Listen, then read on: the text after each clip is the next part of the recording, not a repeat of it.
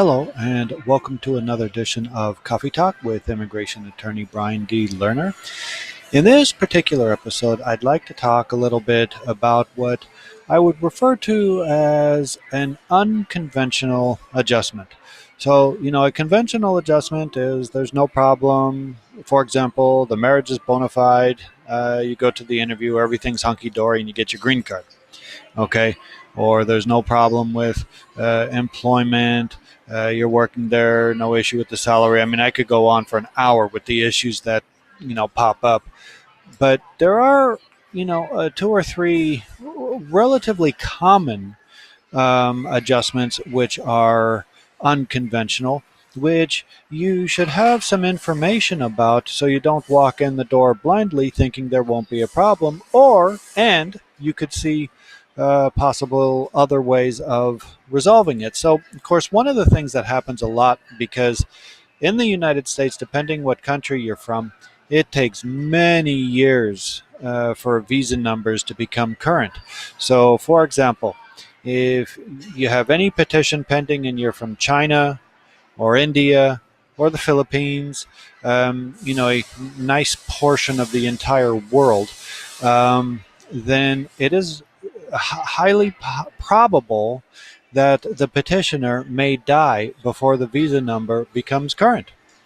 So if that happens, I get lots of emails and people who want consults based on that.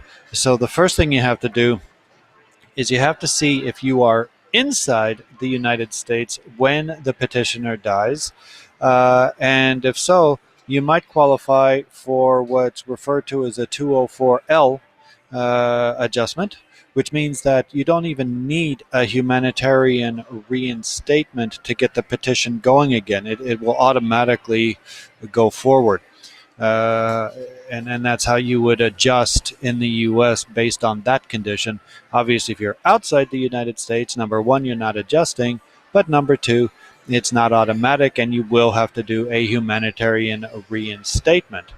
I've had people who I've specifically told they don't qualify, and/or in other cases they've aged out, and they'll email me back and they'll say, well, what if the consulate wants me to come to the appointment, or what if I just come to the appointment and try at that time?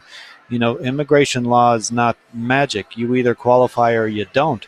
And if you decide to go to the consulate on a petition which you've either aged out or which the petitioner has died, which you haven't done a humanitarian reinstatement and a number of other things, you're not going to be granted the green card. You will be wasting your time going there, and you might have problems if you're already in the U.S. getting back to the U.S. on whatever type of status or visa you were already on. So that's the first thing. Another one is the marriage fraud issue. A lot of times what happens is people will have some kind of ruling way back that they committed marriage fraud, and they won't dispute it. They'll just let the ruling go, and then 10, 15 years later, they'll get married, to a person they're madly in love with. They'll have 12 U.S. citizen children, and then they'll just try to adjust, and the lifetime bar from marriage fraud issuance will kick in, and they'll be denied. So what can be done with that? And then this, of course, would fall under the unconventional adjustments. Well, there's a couple different ways, and just to make clear, what happens here. If you're adjudicated to have committed marriage fraud, you are barred for life from immigration benefits. So you can either dispute it at the time, or years later you can try to do a motion to reopen to show why you didn't commit marriage fraud. Or thirdly, and this is an interesting option, when you're remarried and applying for another adjustment, you can actually explain at that time, at that interview, and at the papers you submit before, as to why marriage fraud was not committed. People just unfortunately don't see that once that ruling comes, it's going to affect you no matter what you do in the future.